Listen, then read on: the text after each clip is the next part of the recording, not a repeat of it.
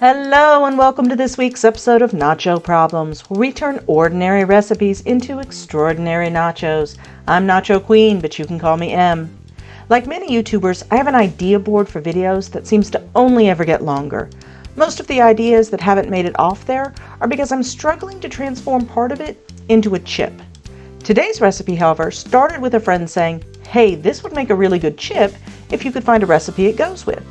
A bit of research later, and bam! Today we're making Pane Frattau nachos. I want to start with an apology. I'm not Italian. I don't speak Italian, so I'm probably mispronouncing this, but I am trying. Pane Frattau is made from pane catasso, or Sardinian flatbread. It's topped with a tomato sauce, grated cheese, and a poached egg. Let's get started. Step 1, the chips. For the chips, we'll be making the flatbread. For that, we need 1½ cups all-purpose flour, 1½ cups semolina flour, 1 envelope of dry active yeast, 1 teaspoon salt, and about 1 to 1½ cups of warm water divided. We'll also need some olive oil, rosemary, and some coarse sea salt. We'll start by adding the yeast to 1/4 cup of the warm water. Give it a gentle stir, and then we'll set it aside while we combine our other ingredients. In a medium bowl, we'll add in the 2 flours, and then the salt, and combine. Once our yeast is nice and bubbly, we'll add that to our dry ingredients along with another ½ cup of warm water. Start mixing it all together, and if your dough is too dry, add more water a little bit at a time. Once it starts to come together, you can use your hands to work it into a smooth dough, adding more water if needed. Then we're going to cover it and let it rest for 1 hour. After a nice nap, we're going to tip our dough out onto a floured surface and knead it for about 5 minutes.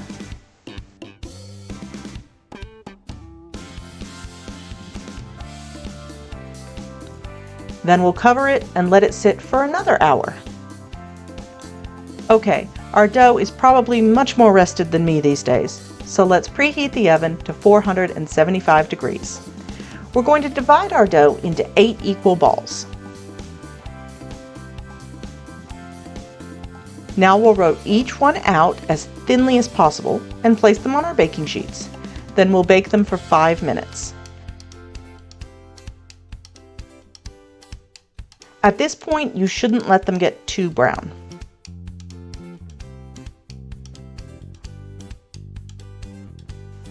Once done, remove from the oven and pile them up. Then we're going to place a pan on top of them to keep them flat.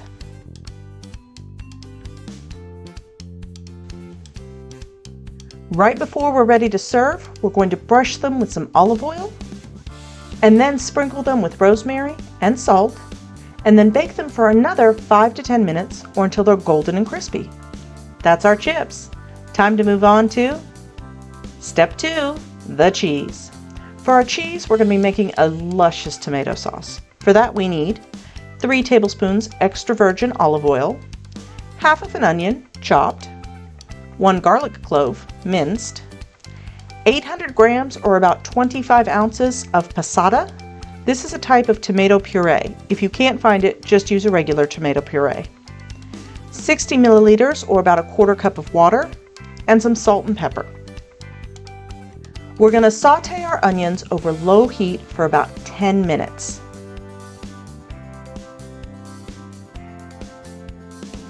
Then add in the garlic and continue to saute for another 2 minutes.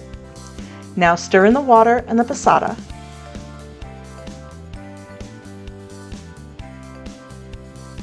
Once everything is combined, cover, lower the heat, and simmer for about 30 minutes, stirring occasionally. Now you just season with salt and pepper to taste.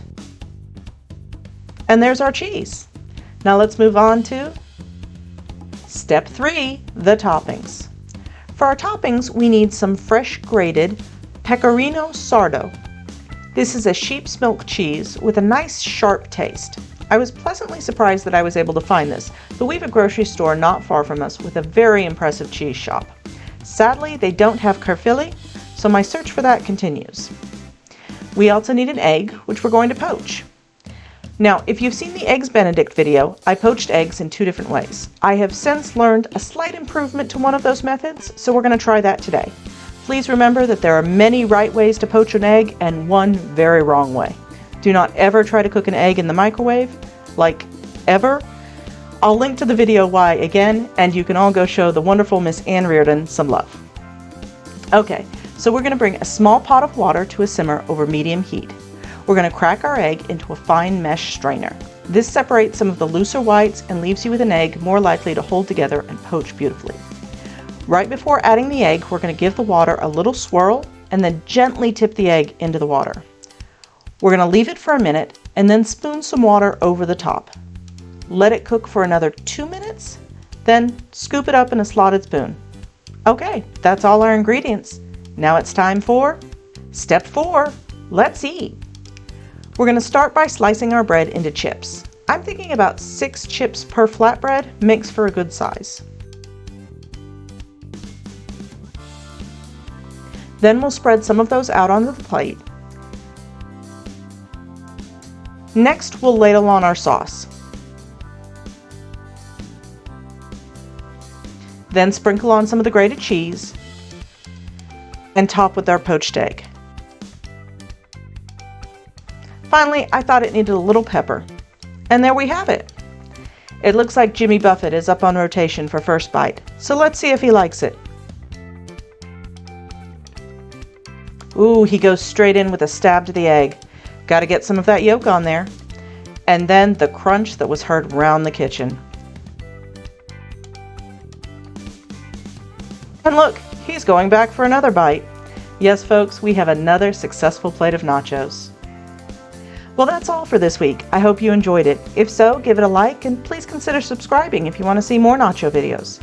If you have an idea for a future video, you can leave a comment below or better yet, tag me on Twitter. I'm at NachoProblemsYT. And if you're looking to steal my apron, well, that's nacho merch, but you can get your own at a link in the description. Now, I need to go prepare for the mob of angry nonas that are about to descend upon my house. But luckily, that's not your problem. Thanks for watching, and I'll see you soon.